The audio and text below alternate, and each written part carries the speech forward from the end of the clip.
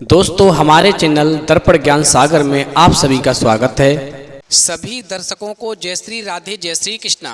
मित्रों, आज मैं आपके लिए बहुत ही ज्ञानवर्धक कहानी लेकर आया हूँ। आज की कहानी है एक चिड़िया की सीख। यदि आपने इस कहानी को पूरा सुन लिया तो मुझे पूरा विश्वास है कि आपके बच्चे, जिनके लिए आप दिन रात मेहनत करते हैं, कभी भूखे नहीं मरेंगे। तो कहानी को पूरा सुनें और चैनल को सब्सक्राइब अवश्य करें। मित्रों, एक चिड़िया थी जो रोज़ दाना चुगने के लिए अपने बच्चों को घोंसले में छोड़ कर के दूर जंगलों के पार बस्तियों में जाया करती थी। अब रोजाना की तरह वो चिड़िया एक दिन दाना चुगने के लिए किसी दूर क्षेत्र में चली गई।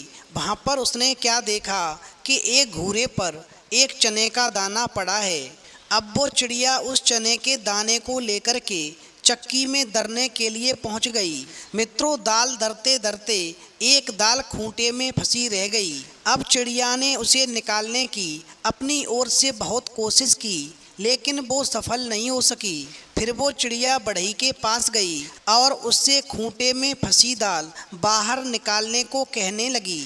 मित्रों, बढ़ई कुछ काम कर रहा था। उसने चिड़िया की बात पर ध्यान नहीं दिया। फिर तो चिड़िया ने उस बढ़ई से बहुत मिन्नत की और कहा, मेरा दाना जो फंसा है उसे आप निकाल दो। यदि आप नहीं निकालेंगे तो मैं क्या खाऊंगी, क्या पीऊंगी और क्या अपने साथ में अपने बच्चों के लिए परदेश में ले जाऊंगी, क्योंकि मेरे बच्चे भोजन के बिना मर जाएंगे। मित्रों, बढ़ई ने उस चिड़िया की एक भी ना सुनी और उसे धुतकार करके भगा दिया। फिर वो राजा के पास गई और चिड़िया ने राजा से गुहार लगाई कि राजा, ऐसे बढ़ई को अवश्य दंड दो जो मेरे जैसे ज़रूरतमंद की बात नहीं सुनता। मेरे बच्चे भूखे हैं और मेरा एक दाना चक्की में फंस गया है। मैंने बढ़ई से बहुत मिन्नतें की, फिर भी उसने मेरा वो दाना उस चक्की से बाहर नहीं निकाला। अब आप ही बताओ, यदि वो दाना नहीं निकलेगा तो मैं क्या खाऊंगी, क्या पीऊंगी और क्या परदेश को लेकर जाऊंगी जहां मेरे बच्चे भूख से तड़फ रहे होंगे। मित्रों, राजा के पास में इतनी फुर्सत कहाँ थी जो अपने सभी कामों को छोड़ कर के और उस नन्ही चिड़िया की बातों को सुनता।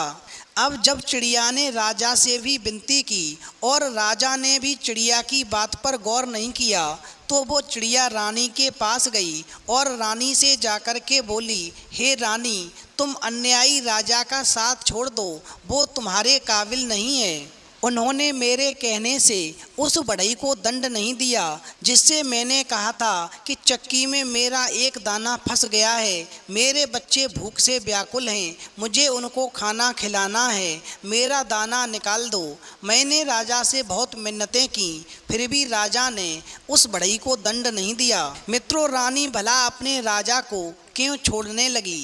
रानी ने रोती बिलखती चिड़िया की एक भी बात नहीं सुनी और उसकी बात मानने से इनकार कर दिया। अब तो गौरैया वहाँ से उड़ी और सांप के बिल के पास जाकर रोने लगी।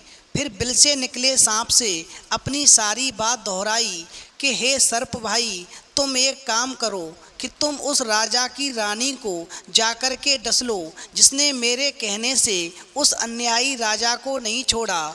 मैं उस राजा के द्वारा उस बढ़ई को दंड दिलवाना चाहती थी जिससे मैंने चक्की में फंसा हुआ मेरा एक चने का दाना निकालने की प्रार्थना की थी, लेकिन उसने मेरा दाना नहीं निकाला और बढ़ई ने सारी बातें मेरी अनसुनी कर दी। मगर उस राजा ने मेरी एक भी बात नहीं सुनी और मुझे वहाँ से भगा दिया। उसकी शिकायत जब मैंने रानी से की और मैंने रानी से कहा कि तुम ऐसे अन्यायी राजा का साथ छोड़ दो, तो रानी ने भी मेरी बात को नहीं सुनी। अब मैं ये चाहती हूँ कि तुम मेरी मदद करो और उस रानी को जाकर के डस लो। मित्रों, जब उस चिड़िया ने अपनी राम कहानी सुनाकर के विषैले सांप से कहा कि तुम जाकर उस रानी को डसो जो गरीब की गुहार नहीं सुनती, जो रानी सब कुछ जानकर भी हमें राजा से न्याय नहीं दिला सकी और ना ही राजा को छोड़ सकी, उसे तुम जाकर के क्यों नहीं डस लेते, तो सांप ने भी इसमें अपनी अपनी असमर्थता जताई। फिर तो वो चिड़िया भागी भागी जंगल में जा पहुंची और उसने बांस से विनती की कि तुम लाठी बनकर के उस सांप को मार डालो जिसने मेरी प्रार्थना सुनने से इनकार कर दिया है। मेरे बच्चे भूखे तड़फ रहे हैं, मैं उनको क्या खिलाऊं क्या पिलाऊं। उधर बांस की लाठी भी भला उस नन्ही गौरैया के लिए उस सांप से बैर क्यों मोल लेती, उसने भी इनकार कर दिया।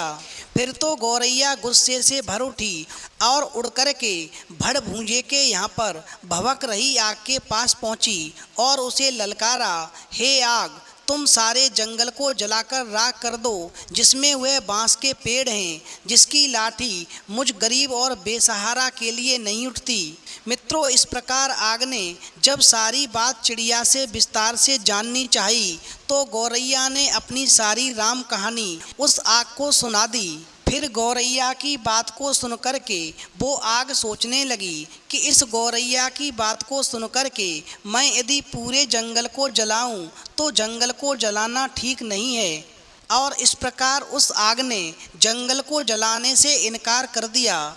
तो गौरैया बहुत दुखी हुई लेकिन निराश नहीं हुई और उसने अपनी हिम्मत नहीं तोड़ी और फिर वो चिड़िया वहाँ से उड़कर के सागर के पास पहुँची और चिड़िया ने जाकर के सागर को अपनी पूरी बात सुनाई।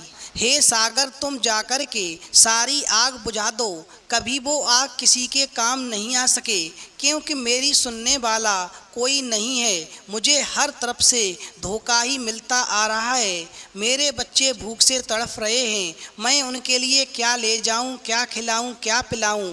मित्रों, इस प्रकार चिड़िया की बात को सुनकर के विशाल सागर भला चिड़िया की इस गुहार को क्यों सुनता। वो अपनी मस्ती में हंसता हुआ गुजरता रहा और चिड़िया उसके किनारे अपना सिर धुनती रही। मित्रों, सुबह से शाम होने को आ गई। गौरैया को जब यहाँ भी न्याय नहीं मिला तो वो हाथी के पास पहुँची। हाथी के पास जाकर के उसने विनय की कि तुम चल कर के मुझे न्याय दिलवाओ, उस समुद्र को सोख लो जो मुझ दुखियारी की हंसी उड़ाता है। जानते हो हमारे साथ क्या क्या गुजरी जिसकी वजह से आज मेरे बच्चे भूखे तड़प रहे हैं। और फिर इस प्रकार गौरैया चिड़िया ने गा कर के सारी कहानी उस हाथी को सुनाई। मित्रों, हाथी भी गौरैया की बात को सुनकर के टस से मस नहीं हुआ और उसकी बातों को हवा में उड़ाता हुआ अपने लंबे लंबे सूप जैसे कान हिलाते हुए मस्ती में आगे निकल गया। अब तो नन्ही गौरैया का धीरज टूटने लगा। वो थक कर के चूर हो गई थी। जहाँ की तहाँ बैठी लाचार सी होकर के आंसू बहाने लगी। मित्रों, सारी दुनिया चिड़िया को अंधेरी दिखाई देने लगी। किस किस से उसने अपनी कहानी नहीं सुनाई लेकिन किसी ने उसकी मदद नहीं की। बेसहारा लाचार की करुण पुकार पर कोई ध्यान नहीं देता। तभी उसके पैरों के पास में एक नन्ही सी चींटी आकर के उस चिड़िया का हाल पूछने लगी। अब उसने देखा कि नन्ही नन्ही चींटियों की एक लंबी कतार एक के पीछे एक बहुत ही अनुशासित ढंग से चली आ रही हैं। फिर उसने ध्यान से देखा कि उनका अद्भुत संगठन और अधिक परिश्रम बहुत ही महत्वपूर्ण था। चिड़िया देखती है कि वे बड़ी फुर्ती, तत्परता और सुनियोजित ढंग से अपना काम मिलजुल करके किए जा रही हैं। मित्रों, थोड़े ही समय में चींटियों ने आकर के उस चिड़िया को घेर लिया और गौरैया से रोने का कारण पूछा। फिर तो सभी चींटियाँ गौरैया की बात को सुनकर के सहानुभूति के साथ बोली, बहन, इस दुनिया में रोने से और गिड़गिड़ाने से काम नहीं चलता और ना ही बैठकर आंसू बहाने से कुछ होता है। हिम्मत हार कर बैठना तो कायरता है। चलो हमारे साथ, हम न्याय दिलाएंगी, कोई रास्ता अवश्य निकलेगा। मित्रों, इस प्रकार चींटियों की बात को सुनकर के वो चिड़िया ये सोचती रही कि भला ये नन्ही नन्ही चींटियाँ मेरी क्या मदद करेंगी, जबकि बड़े बड़े बलवानों ने मुझसे मुंह मोड़ लिया और मेरा किसी ने काम नहीं किया, कोई मेरे काम नहीं आया। मित्रों, किसी ने सच ही कहा है कि डूबते को तिनके का सहारा ही काफ़ी होता है। अब चिड़िया सोचने लगी, खैर चलो कोई बात नहीं, चल करके देखते हैं, कोई तो मेरी मदद के लिए कम से कम आगे आया है।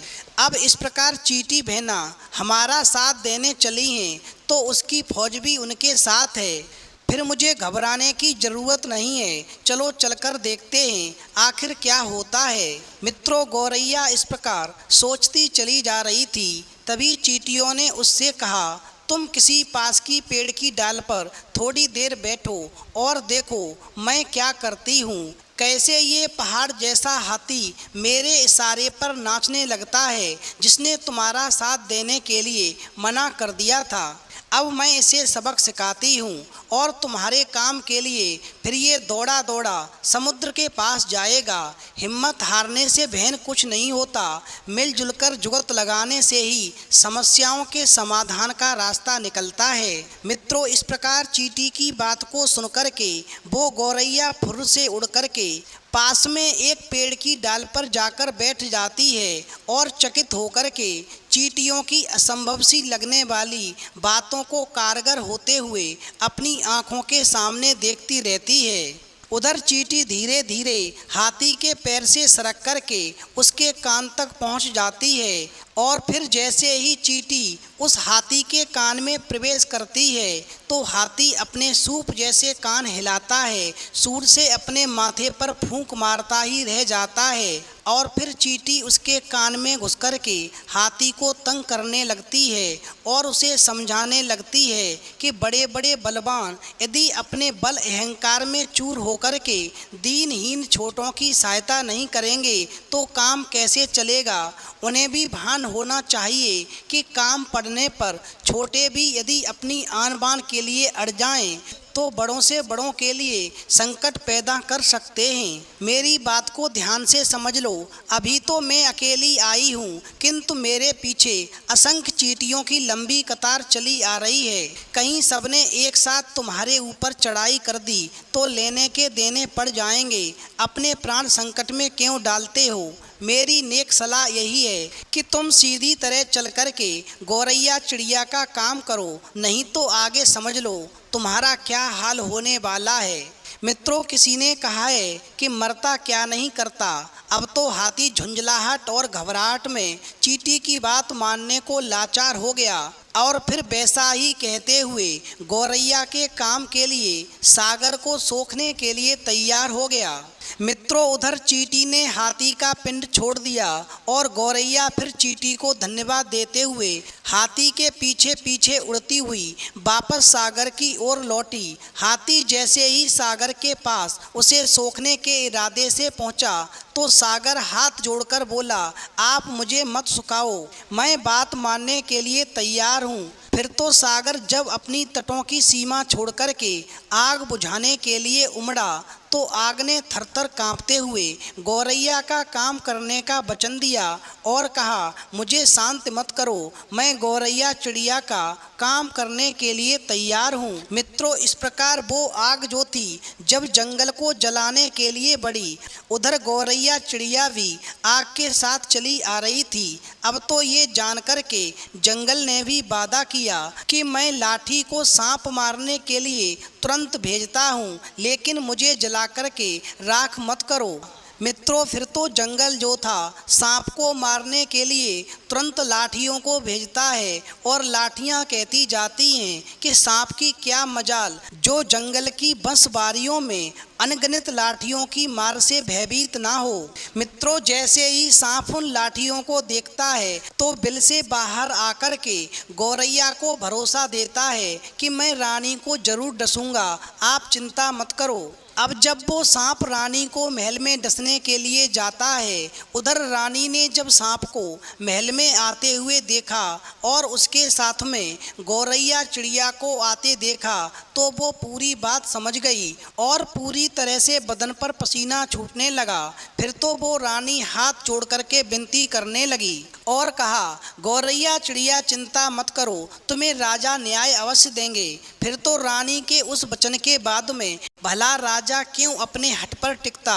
उसे तो गौरैया के धीरज, अथक परिश्रम और सूझबूझ का समाचार मिल चुका था। उसने अपनी लापरवाही और अन्याय के लिए क्षमा मांगते हुए फौरन बढ़ई को बुलाने का वचन दिया। मित्रों, उधर जैसे ही बढ़ई को सूचना मिली कि राजा ने उसे दंडित करने के लिए बुलाया है, जिसने उस गौरैया चिड़िया का चक्की से दाना नहीं निकाला था, जिसकी वजह से उस चिड़िया के बच्चे भूखे तड़फ रहे थे, फिर क्या था, बढ़ई ने राजा के सामने आकर के गौरैया की बात न मानने का अपराध कबूल किया और थरथर कांपते हुए राजा से गिड़गिड़ा करके विनती की कि आप मुझे दंड ना दो, मैं इस चिड़िया का काम अवश्य करूँगा और चकिया में फंसा हुआ इसका वो चने का दाना अवश्य निकाल कर दूंगा। मित्रों, गौरैया को और क्या चाहिए था। गौरैया बढ़ई के साथ में उस चक्की के खूंटे के पास पहुंची जिसमें चने की दाल फंसी हुई थी। फिर तो बढ़ई ने खूंटे से दाल निकाल करके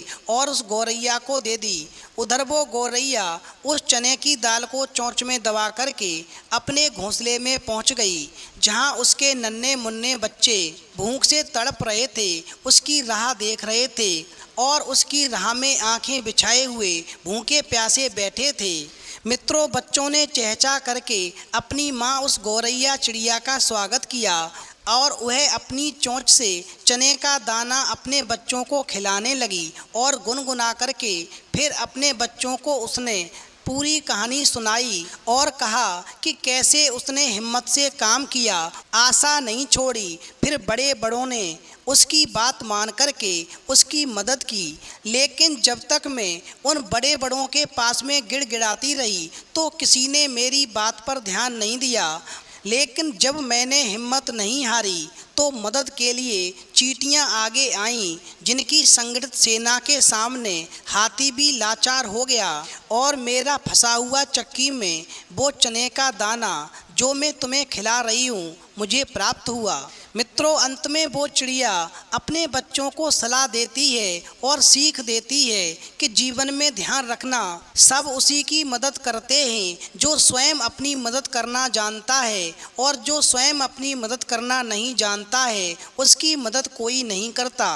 तो मित्रों, जीवन में चाहे कितनी भी समस्या क्यों न आ जाएं, कभी हिम्मत नहीं हारनी चाहिए, कभी आशा नहीं छोड़नी चाहिए। जो निरंतर प्रयास करते रहते हैं और साहस बढ़ाए रहते हैं, धैर्य से काम लेते हैं और अपनी मदद स्वयं करना जानते हैं, वो जीवन में कभी हारते नहीं हैं। उन्हें हार का सामना करना नहीं पड़ता और उन्हें अपनी मंजिल में सफलता अवश्य मिलती है। तो मित्रों, यदि आपको ये कहानी पसंद आई हो तो प्लीज़ आप कमेंट बॉक्स में लिख कर के अवश्य बताएं और हमारे चैनल को सब्सक्राइब अवश्य करें।